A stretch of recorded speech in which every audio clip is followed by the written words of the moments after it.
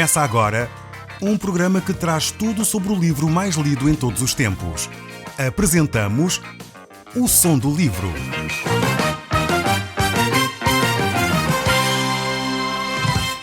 Seja muito bem-vindo. Neste podcast vai encontrar o livro mais conhecido e lido em todo o mundo. Vamos levá-lo numa viagem pela história da humanidade. Este é um audiolivro para si, para a sua família e sociedade em geral. Contextualização e comentários de Paulo Chaveiro. Eu sou Paulo Chaveiro e nós hoje vamos voltar à Epístola de Paulo aos Filipenses e estamos no capítulo 4 ainda. Vamos dar assim sequência ao nosso estudo. Hoje será o nosso penúltimo estudo nesta Epístola de Paulo. No próximo programa iremos concluir, de facto, estas reflexões em torno da carta aos Filipenses e estaremos de volta ao Velho Testamento para olhar para o livro de Eclesiastes. Eu espero sinceramente que você se mantenha atento, pois realmente há muitos ensinos da parte de Deus para nós nestes livros das Escrituras. Mas vejamos então aquilo que Deus tem para nos ensinar hoje, no livro de Filipenses. No capítulo 4, eu gostaria de retomar um pouco atrás, voltando ao verso 2. Este verso 2 tem grandes ensinos para nós. Diz assim a palavra do nosso Deus: Rogo a Evódia e rogo a Sintique que pensem concordemente no Senhor. A ti, fiel companheiro de jugo, peço também que as auxilies, pois juntas se esforçam comigo no Evangelho, também com Clemente e com os demais cooperadores meus, cujo nome se encontram no livro da vida. Alegrai-vos sempre no Senhor. Outra vez vos digo, alegrai-vos. Seja a vossa moderação conhecida de todos os homens. Perto está o Senhor. Não andais ansiosos de coisa alguma. Em tudo, porém, seja conhecida diante de Deus as vossas petições, pela oração e pela súplica, com ações de graça. Naturalmente, muitas pessoas poderiam perguntar, mas como é que podemos nós viver sem ansiedade? Diz o texto bíblico, não andais ansiosos por coisa alguma. Realmente é um desafio tremendo este que o apóstolo Paulo nos deixa. Mas o que quer dizer isto? O que é que quer dizer não andais ansiosos com coisa alguma? Não devemos realmente nos preocupar com as coisas materiais a ponto de vivermos ansiosos. É isto que está em causa. Deus realmente cuida de nós. É Deus que realmente está a governar a história da humanidade e a nossa própria vida. Se nós vivemos num tempo em que é mais fácil as pessoas se tornarem ansiosas, por um lado, o mundo se torna cada vez mais confuso e as pessoas realmente não sabem que direção tomar. De facto, as publicidades têm levado o homem a um consumismo desenfreado. Hoje em dia, de facto, somos expostos e bombardeados a todos os níveis para ter. Este é o grande desafio. E as pessoas vão se convencendo, aos poucos e poucos, que se adquirirem o carro, XPTO, a casa, não sei quantas, se tiverem uma casa na praia, outra no campo, se tiverem o micro-ondas certo, se tiverem os alimentos corretos em casa, então vão ser felizes. Não se apercebendo que efetivamente a corrida ao ter provoca cada vez mais uma ansiedade. É necessário a pessoa endividar-se, é necessário a pessoa trabalhar mais, e isso gera stress e a pessoa quase não tem tempo para usufruir daquilo que, no fundo, o seu dinheiro pode comprar. E mesmo comprando as coisas, continua sem ter tempo para usufruir aquilo que tem. Então precisamos reformular a nossa forma de ver a vida. Não andais ansiosos por coisa alguma. Em tudo, porém, sejam conhecidas diante de Deus as vossas petições, pela oração e pela súplica com ações de graça. A oração, de facto, é uma ação tremenda para eliminar as preocupações, a ansiedade, o medo do futuro. Realmente, através da oração, nós nos colocamos na presença de Deus. Através da oração, nós podemos realmente clamar a Deus que Ele nos auxilie nas áreas da nossa vida. Talvez perdemos o emprego, talvez precisamos de alguma ação de Deus na nossa vida, na saúde, ou na área financeira, ou outra que seja, e nós podemos fazer conhecidas diante de Deus as nossas preocupações. A oração é poderosa para nos proporcionar a paz e a tranquilidade. Se você anda ansioso, então eu proponho que tenha um tempo de oração. Talvez você possa parar um dia para fazer um tempo de oração. Se você não pode parar um dia, dedica algum tempo, talvez a fazer jejum, para as refeições, para orar, para que realmente você possa encontrar a tranquilidade, a paz de espírito, tão desejada para a sua vida. Realmente precisamos de aprender a parar, de aprender a pôr as prioridades no sítio certo. E, no fundo, é isso que a palavra de Deus nos desafia, a que pela oração, pela súplica, pela ação de graça, nós nos coloquemos em comunhão com Deus. O apóstolo Paulo nos deixa isso na sua outra epístola que ele escreve aos Efésios. No capítulo 5, no verso 20, ele ainda diz: dando sempre graças por tudo a nosso Deus e Pai, em nome do nosso Senhor Jesus Cristo. Vemos aqui realmente a gratidão que o apóstolo Paulo tinha para com Deus em todas as coisas, dando graças por tudo. Muita gente acha que só pode agradecer a Deus pelas coisas realmente boas que acontecem, mas realmente temos que ter uma perspectiva se calhar mais abrangente da nossa vida e perceber que há coisas que nos acontecem que parecem que não são assim tão boas, mas que no final elas vão redondar em benefício. Paulo viu que realmente algumas coisas que pareciam más na sua vida, como um espinho na carne que ele tinha, e ele declara a certa altura sobre essa dificuldade que ele tinha, não se sabe exatamente o que era, talvez fosse uma enfermidade, mas ele mostra que mesmo esse espinho na carne o tinha mantido humilde, tinha servido para realmente ele não se orgulhar, era como um mensageiro de Satanás, diz ele, para esbofeteá-lo, para mantê-lo no seu sítio, no sítio certo. Então era uma situação que por um lado é desagradável, mas por outro lado o conduzia a uma atitude e a um caráter mais semelhante ao de Cristo. Por isso ele podia dizer, mesmo nas situações difíceis, devemos dar graças a Deus por tudo. Como seria bem diferente se nós tivéssemos esta atitude, se nós tivéssemos esta percepção da vida, de dar graças a Deus, mesmo nas circunstâncias menos positivas. Nós lemos no livro de Apocalipse, no capítulo 4, no verso 9, que diz: glória, honra e ações de graças ao que se encontra sentado no trono. Vemos de facto esta atitude de gratidão, de glorificar a Deus. E o apóstolo Paulo, no livro de Romanos, capítulo 1, verso 21, ele diz: porquanto, tendo conhecimento de Deus, não o glorificaram como Deus, nem lhe deram graças, antes se tornaram nulos em seus próprios raciocínios, obscurecendo-se-lhes o coração insensato.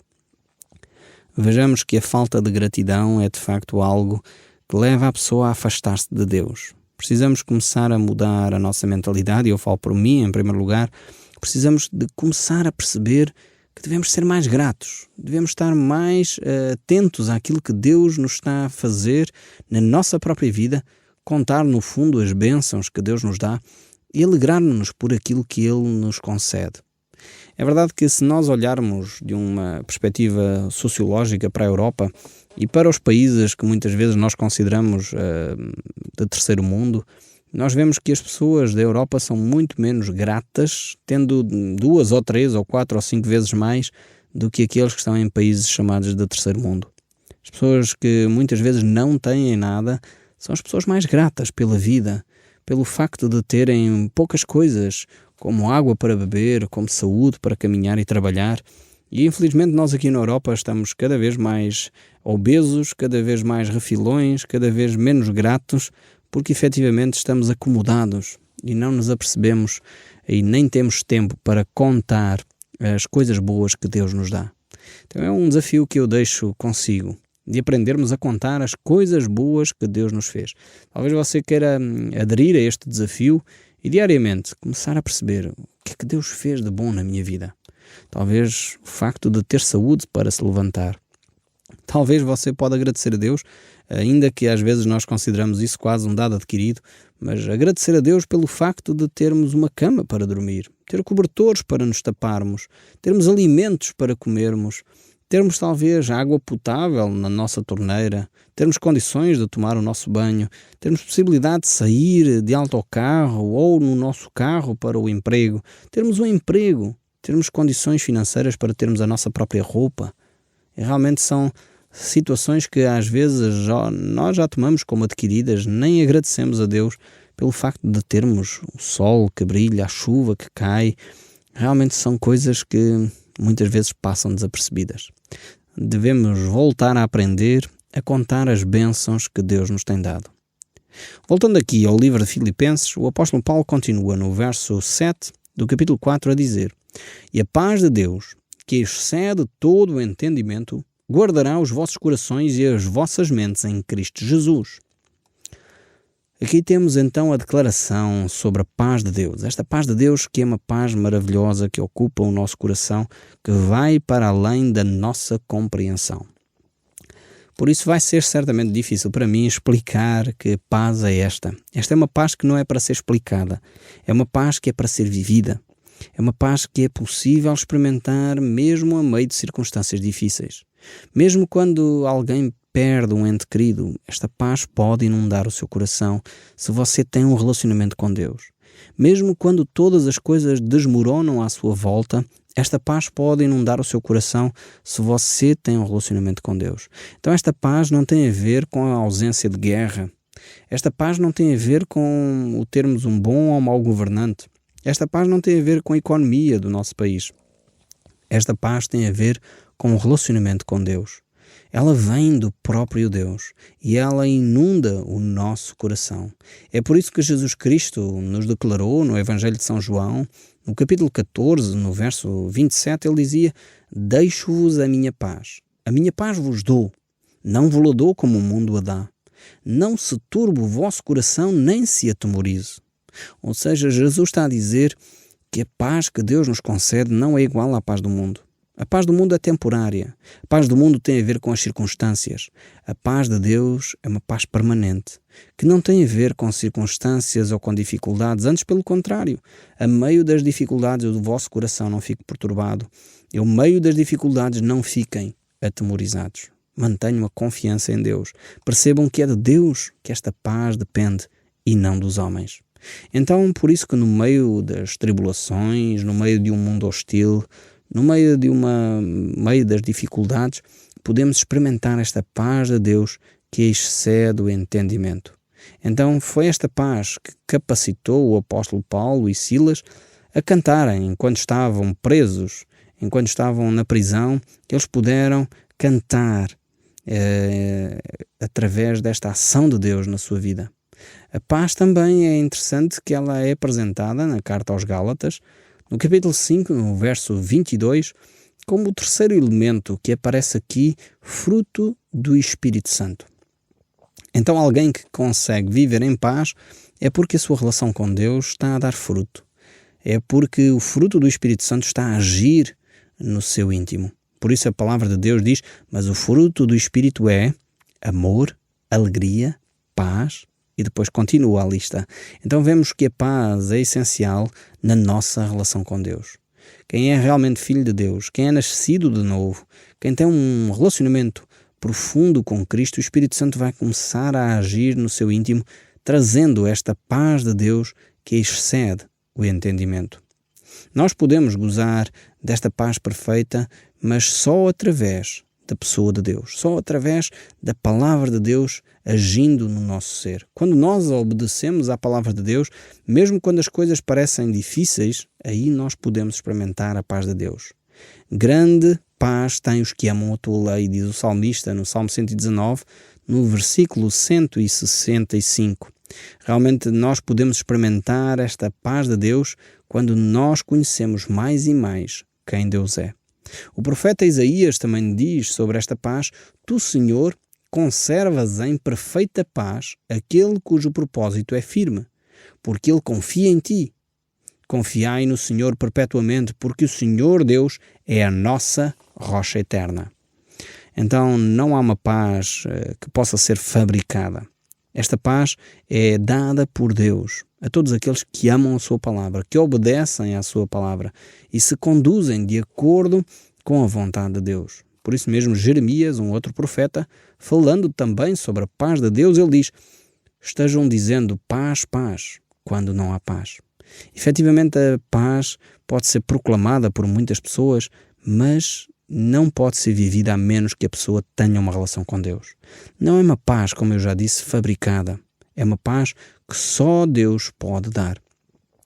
E é por isso também que no Evangelho, que é anunciado pelos apóstolos, que encontramos, por exemplo, no livro dos Atos, capítulo 10, é anunciado como o Evangelho da paz. É este Evangelho que traz a paz ao nosso coração. Quantas e quantas pessoas vivem ansiosas, vivem desesperadas, sem rumo, sem orientação, sem poder sentir no seu íntimo esta paz de Deus. Mas ela só pode ser produzida quando nós nos encontramos com Cristo. É por isso que o apóstolo Paulo, mais uma vez, no livro aos Romanos, ele diz: justificados, pois, mediante a fé, temos paz com Deus, por meio do nosso Senhor Jesus Cristo. Romanos capítulo 5, verso 1. De facto é um texto tremendo que nos mostra como a paz de Deus pode inundar o nosso coração quando nós nos relacionamos com Cristo. Quando nós somos, usa aqui esta expressão, justificados, tornados justos. Quando nós declaramos o nosso pecado e dizemos: Senhor, eu quero me entregar nas tuas mãos. A Bíblia diz que esta paz de Deus é estabelecida em Cristo Jesus.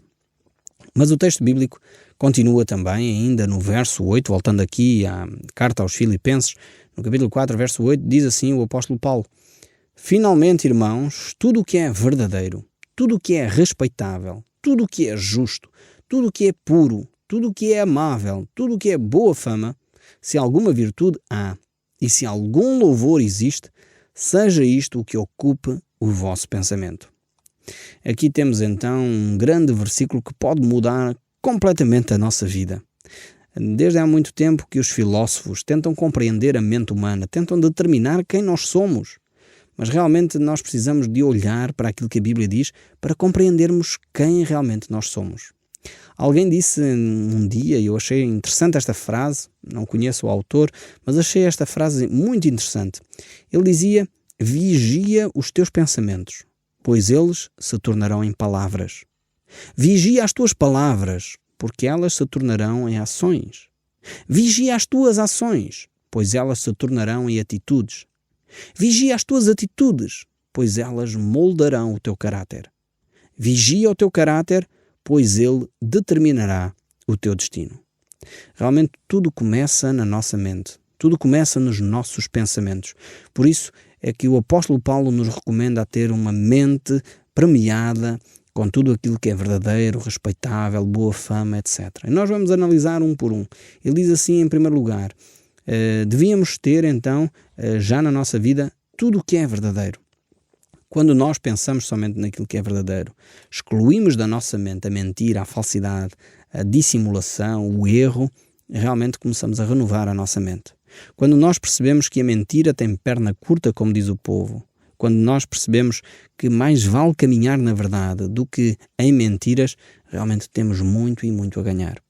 Eu fiquei horrorizado quando, há algum tempo atrás, assisti a alguns secretários de Estado a serem, no fundo, apanhados nas suas próprias mentiras, dizendo algumas coisas e depois mais tarde víamos as reportagens e eles diziam que não tinham dito e afinal estava gravado. Realmente não é nada bonito nós vermos os nossos líderes caminharem na mentira. E serem ainda por cima apanhados significa que mentiram mal. Realmente vale a pena caminhar na verdade. Vale a pena olhar para aquilo que é justo e verdadeiro. Vimos também que vale a pena caminhar naquilo que é respeitável. Onde andam os nossos pensamentos, a nossa mente está onde? Caminha naquilo que é respeitável, naquilo que é bom, naquilo que é honesto, naquilo que é íntegro. Ou de facto a nossa mente hoje é bombardeada com todo o tipo de informação e muitas vezes não é nada respeitável. Hoje em dia até já temos a nossa mente tão cauterizada, a nossa consciência tão marcada, que nós já nem sabemos muito bem distinguir o que é respeitável daquilo que não é respeitável. Situações que nós nem imaginávamos que acontecessem no nosso povo, acontecem, já aconteceram no passado, como Big Brothers e outro tipo de talk shows, que efetivamente vieram minar aquilo que era mais íntimo, aquilo que era mais profundo e mais privado da nossa sociedade. Realmente precisamos reformular a nossa maneira de encarar a vida outra vez. Precisamos de trabalhar tudo aquilo que é respeitável, aquilo que são bons valores. Depois temos aqui um outro tudo aquilo que é justo.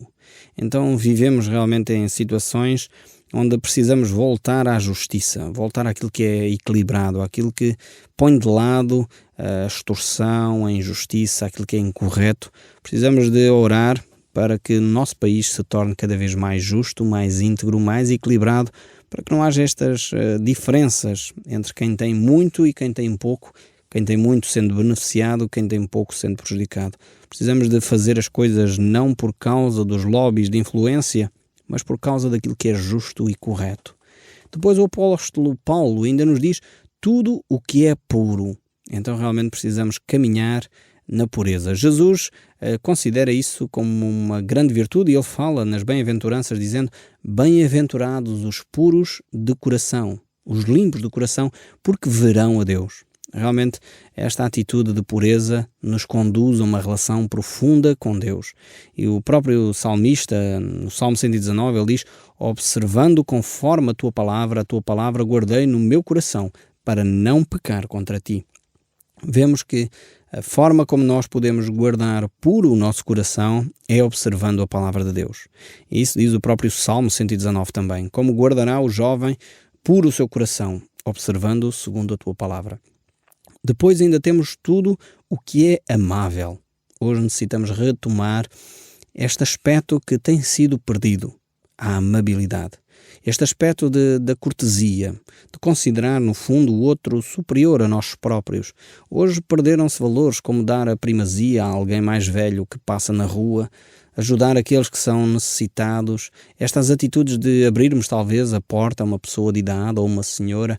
Hoje em dia perdeu-se estes aspectos tão importantes da nossa sociedade. Depois temos ainda aspectos como tudo o que é boa fama. Se alguma virtude há, se algum louvor existe, seja isto que ocupe o vosso pensamento. Realmente precisamos de perceber que o que necessita ser mudado em nós é a nossa forma de pensar. Esta é a grande revolução que nós, portugueses, necessitamos que aconteça no nosso viver. Já tivemos uma revolução em 25 de abril de 74, mas essa revolução não mudou as nossas mentalidades. Precisamos de mudar efetivamente a nossa mentalidade para uma mentalidade cristã. Uma mentalidade que se vê nas ações daquilo que nós vivemos. O verso 9 ainda nos diz: o que também aprendeste e recebeste e ouviste e viste em mim, isso praticai, e o Deus de paz seja convosco. Eu gostaria de ler agora, para terminar, estes 3 versos seguidos para nós vermos o enquadramento daquilo que Deus nos está a dizer. Diz assim: e a paz de Deus, que excede todo o entendimento, guardará os vossos corações e as vossas mentes em Cristo Jesus.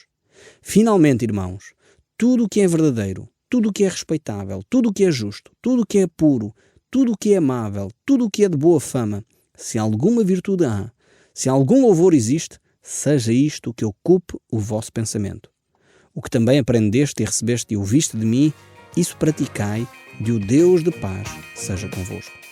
O Som do Livro, uma produção da Rádio Transmundial de Portugal.